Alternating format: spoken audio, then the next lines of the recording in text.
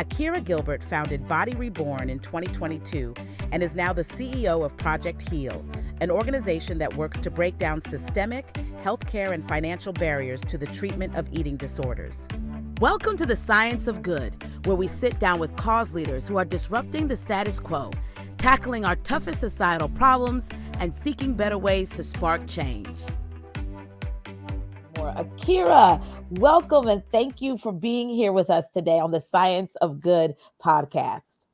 It is so lovely to be here with y'all. Thank you for inviting me. You know, one of the things that I learned from our conversation, and Kevin alluded to this earlier, is I never realized how pervasive eating disorders are. And there's a stereotype called swag, skinny, white, affluent girl. And you, my friend, are playing a big role in raising awareness, particularly in communities of color. Can you tell us more about that? Yes, so the way I came to this work is how I believe in this day and age, many people come to social impact work is from my own lived experience. And so I first developed an eating disorder and early symptoms when I was 7 years old. And many people are shocked by that. So they're like, 7 years old, what did you know about eating disorders? What did you know about wanting to conform to a specific type of body? And I think that leads back to one of the preconceived notions about eating disorders, that it's actually about the food, or it's actually just about body size, when in fact it's about so much more. Eating disorders are caused by an intersection of biological, psychosocial factors. Many people develop eating disorders after traumatic experiences. And so I had an eating disorder for a very long time, and I could not access care. First, it was the stigma. And so I am a Black woman. My mother was from Mobile, Alabama. My father was raised in Jamaica before he immigrated to the Bronx. And Black people did not get eating disorders. I was very firm in that idea. And when I finally accepted that I was very sick and I needed help, then the next hurdle was actually convincing my family that I needed help and to help them help me get the care that I needed. And it truly took a village of people and other people who saw that I was very sick in order to start to overcome some of those barriers. And then I finally did. And there were no providers that were available within 100 miles that accepted our insurance and that had availability. And so I couldn't access formal treatment. And I really just had to stay sick and figure out a way to live. I wanted to live. And I just needed to figure out a way to do that. And so I hodgepodged my way to healing over the course of many, many years. And yet, and still, once I finally did reach a very good place of healing and recovery, I realized that there were not only a ton of other folks like me, specifically people of color, who were struggling with their own eating disorders, but they still were not getting the care that they needed, even that far after I had been in the thick of my own eating disorder. And so I became a peer recovery mentor. I was often matched with other folks of color who would often tell me, like, Akiera, I'm finding clinicians who don't understand my experience, who don't understand the cultural underpinnings of my eating disorder, to the point where I'm becoming more sick. Them not having cultural competency isn't a nice to have. It is a requirement in order for me to get better. Can you imagine somebody saying, pairing you with a provider who doesn't speak the same language as you? And everybody's wondering why you're still sick or why you can't get care when you actually don't speak the same language. And there is a similar undertone of cultural competency in care. And so at a certain point, I got kind of sick of telling folks that, well, don't worry, resources will come. And so that is how I came to found Body Reborn, which was an intersectional community care organization that provided an 8-week program that was specifically designed for people of color who were struggling with disordered eating, and also matched everybody with a peer mentor who's also a person of color who had their own lived experience and was in recovery for a long period of time. And then early last year, I had to take a step back and think about what is going to make the biggest impact, not just with people with eating disorders, but make sure that we get investment long-term, that we're able to break down these systemic barriers. And so at the end of last year, Body Reborn joined Project Heal and joined forces, and I became the CEO of Project Heal to help deliver equitable access to care. And so now we're here. What a wonderful path. Akiera, can you just give us a little 101 on how Project Heal works, just the program itself? I know you all do many things from navigating insurance to connecting people with treatment, but tell us a little bit about how it all works. We do. And so ultimately, our goal is to provide equitable access to eating disorder care. And we want to stay with you throughout the entire journey as you figure out which pieces will help you recover in the space that you're in now. And so at the start of that pipeline, we offer clinical assessments, so free, impartial, virtual, and culturally competent assessments to figure out, do I have an eating disorder? Can I get a formal diagnosis? Because oftentimes that's one of the biggest barriers, particularly in terms of getting insurance to cover your care. And then for the folks who do have insurance, around half the folks that we serve actually do have insurance, but they might be underinsured or they don't understand their insurance benefits like many of us in the US do. I don't know about y'all. Do you think that you have a good understanding of what benefits your Not insurance? at all. No way. No way. Exactly. And so imagine that, but for somebody who's desperately seeking care now, you don't have the time. You might not even have the understanding. And sometimes insurance companies and health plans make it very, very challenging to understand. And so we have an insurance navigation program that, number one, provides asynchronous resources for folks to navigate on their own. But we also have an insurance navigation manager who helps walk folks through the process and provide single case agreements as well. So advocating to your insurance on your behalf to get your care covered. And then the program that we are most known for is our treatment placement program. And so we have the largest network in the country of eating disorder care providers that provide pro bono or sliding scale care. And so we partner with them. We have a network of over 300, almost 350 at this point across the US, who donate a certain number of spots per year at every level of eating disorder care. And then we vet folks who come through our process for systemic barriers. So, who is the most marginalized that we can truly provide access to? We want to provide access to everyone, Mm. but we also want to break down those systemic barriers to care. And so, we have a very thorough matrix that does our best to, again, make sure that folks get the care that they need at the appropriate level. We also have a cash assistance program that, you might have a therapeutic placement or you might get matched with a provider. That doesn't mean you can afford to get there. That Mm. doesn't mean that you have money for the clothes that you need to clothe your changing body size, perhaps. And so, our cash assistance program last year, we raised a fund of $75,000 specifically for that. And then we partnered with the Clinicians Incubator to deliver meal support virtually 4 times a day, 7 days a week. And with Body Reborn's introduction, we now also provide intersectional community care. And so, really, when folks come to Project Heal, they say, number one, what do I need the most now? And what am I mentally and physically ready for? And from there, we try to move folks through that pipeline, whether they access all of our services, whether they only access one or two, to make sure that they get the care that's specific for them. Wow. It just seems, Kevin, like all of their services are so comprehensive from start to finish. And I know that from assessments, helping navigate with insurance and treatment, financial assistance, and meals, I'm sure it's all very challenging. But which program would you say is the most difficult and why? Ooh. Most difficult from a staff standpoint? From staffing, from funding? Hmm. It's funny. Nobody has ever asked me that question. I think it's oftentimes because in this work, people come to this work because we care, because we want to do good. And yet, and still, what we often speak about on our team is how emotionally taxing it is. Um, I Mm. remember it was a couple of months ago at this point, I opened up LinkedIn and I had a request from a second degree connection of mine who was detailing some pretty challenging things that a colleague of theirs was going through.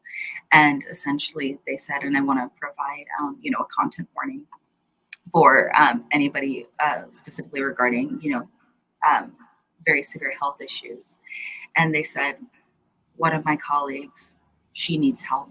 Um, her daughter is 12 years old. She has an eating disorder and she's dying from organ failure. Can you help her? Oh. That's the message I got at 5 o'clock in the morning on LinkedIn, right?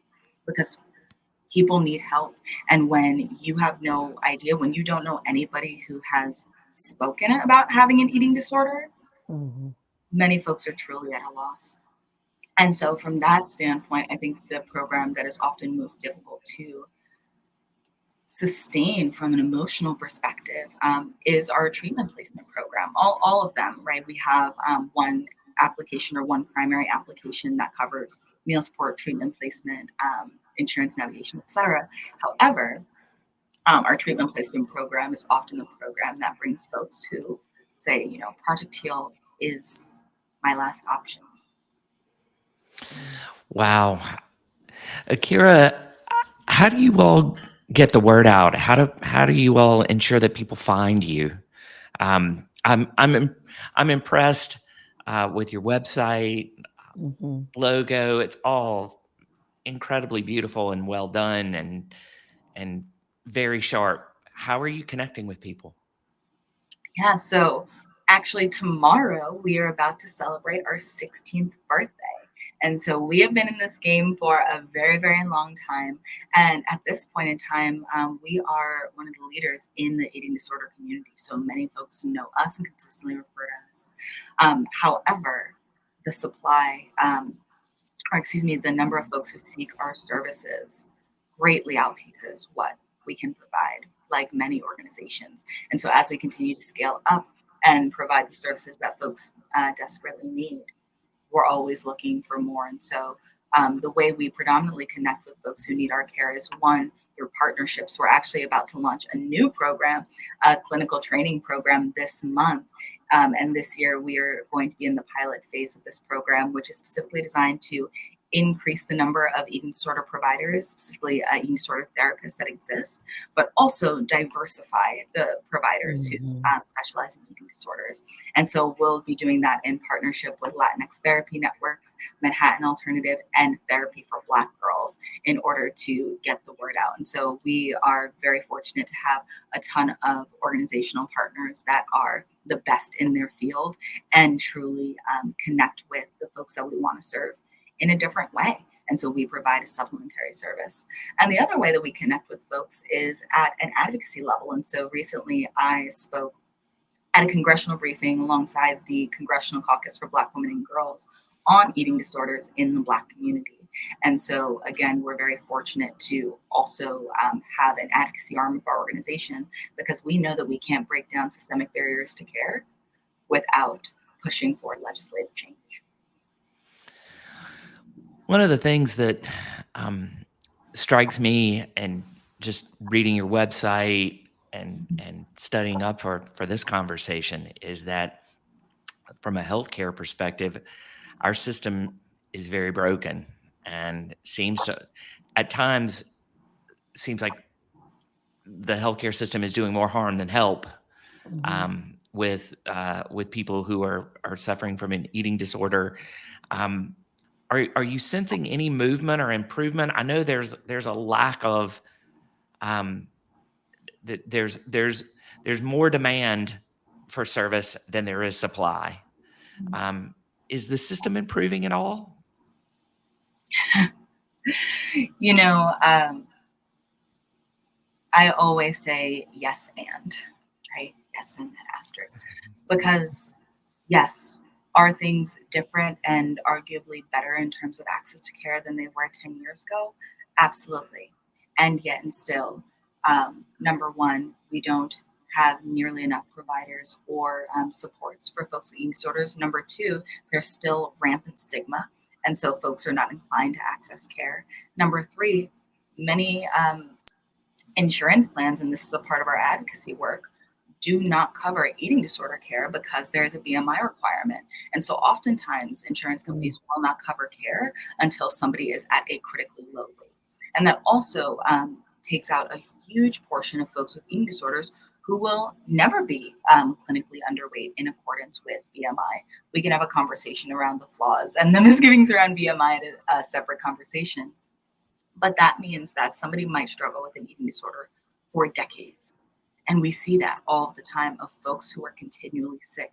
And now it's manifesting in other ways that are aligned with our national public health priorities. There are many folks who are suffering from heart failure and other health complications, type 2 diabetes, as a result of their eating disorder. And yet, and still, we don't treat until it's too late, and we rarely treat the root cause, right? We're touching every single thing but.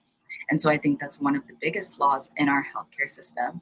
And that's why we are pushing so hard for insurance reform in order to make sure that eating disorder care is appropriately covered and that folks can access it.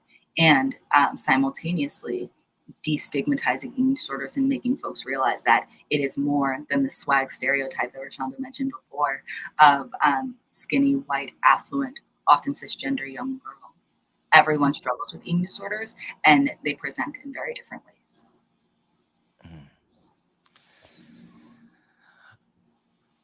Wow, Akiera, one of the things that I love that you have done is there's really this merging and bringing on other groups to be a part of Project Heal and what you're doing. Especially, I love that you mentioned therapy for Black girls. I have personally benefited from their services and recommended to many other people as a resource to find a therapist, to find someone that you can speak to. I know you founded an organization that merged with Project Heal fairly recently. Bringing two like-minded organizations together must have been really exciting. So how are you together driving towards long-term change? Yes.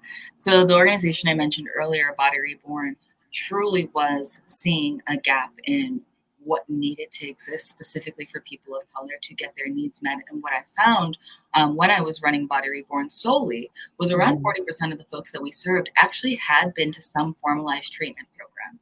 And they came out and they said, I am still sick.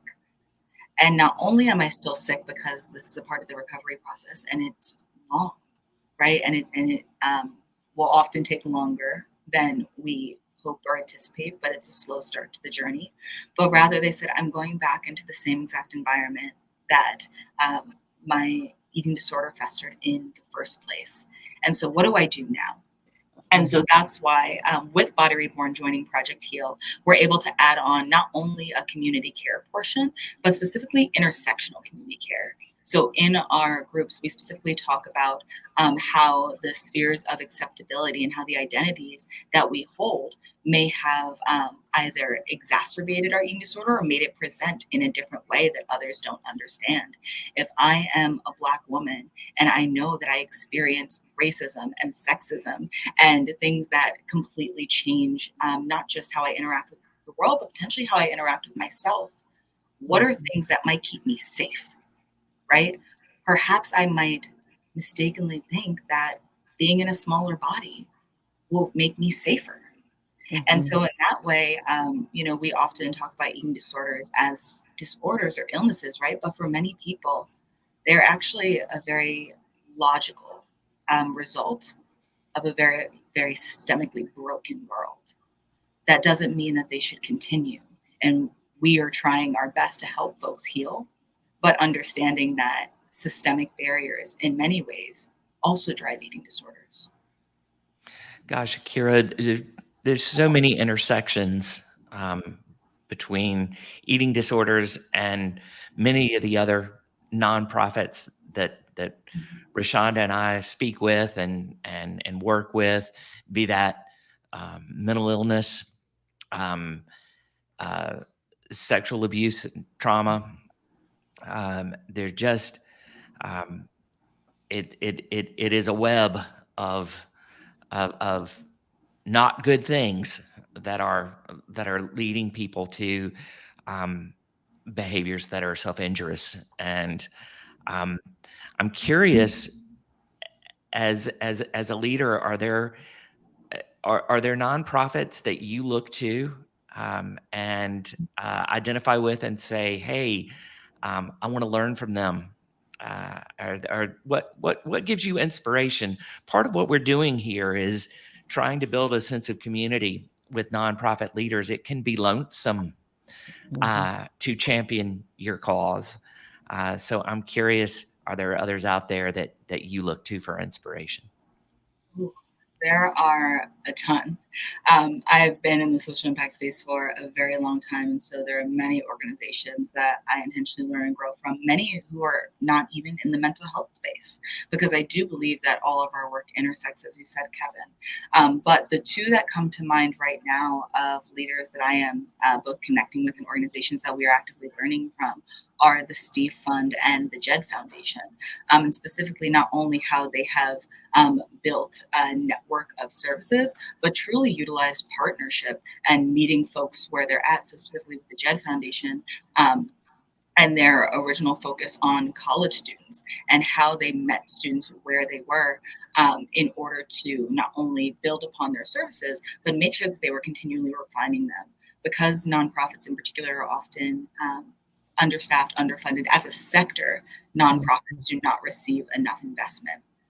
And yet, and still, I think there are things that we can learn from other sectors, specifically the private sector, around how do we consistently iterate on our programs, continually make them better, not just from a funding perspective, but to ensure that we are aligned with the folks that we want to reach and make sure that we are reaching them well.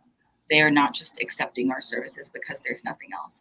They are engaging with our services, and this is a huge net positive to their life. And we can only do that with feedback. We can only do that by making sure that we are meeting folks where they're at and being on the front lines.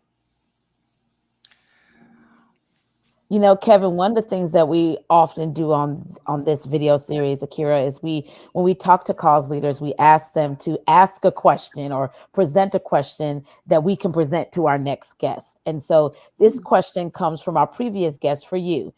If you could change one thing that happened this month, what would it be, and how could it positively impact your work? So if you could change one thing that happened this month, what would it be, and how could it positively impact your work? I truly had to think back. So I'm like, ooh, this past month, it feels like this past month has been around 5 months long. Right. So time truly flies so quickly. However, I think the primary thing I would change, um, I'll give two responses to that. One is a personal response, and then one from an organization Mm-hmm. standpoint. From a personal standpoint, I actually took my first vacation in quite a long time this past month. And number one, I would have made it a little bit longer. And Mm-hmm. number two, I wouldn't have made it my first. I would have ensured that this was a steady break, and I am on that path to do so now, because we can't take care of anybody else if we don't appropriately invest in ourselves. And that's cliche at this point, and yet, and still, so often I find that people rarely heed their own advice. And so Right. I am doing the work to make sure that I heed my own. And Good from for you. thank you, I appreciate that. And from a professional standpoint, we're in the process of making disorders a national public health issue. But one of the changes I would make is capitalizing on the opportunity that we had to speak at the congressional briefing, in order to make sure that we publicized it and made sure that folks understand that these aren't just conversations that are happening at the nonprofit level. These are conversations that are happening in Congress. There are Mm-hmm. folks advocating who understand the risk to our health, to our livelihoods, and how eating disorders impact every other aspect of our world. Um, and so when I think about something that I would change, it is not only publicizing that congressional briefing a bit more heavily, but also utilizing it. And I suppose we're doing that now, in our work with other government agencies. So we're in conversations with SAMHSA, with Ep6, and some other organizations that I'm really excited, hopefully, to announce in the next few months, who will help us break down some of the stigma around eating disorders. Akira, one of the things that just strikes me is, gosh, your work would be difficult enough if all you were doing would be um, helping connect people with the care that they need. But you're doing that, and there's the advocacy piece of things. There's navigating the healthcare system. It is quite the trifecta.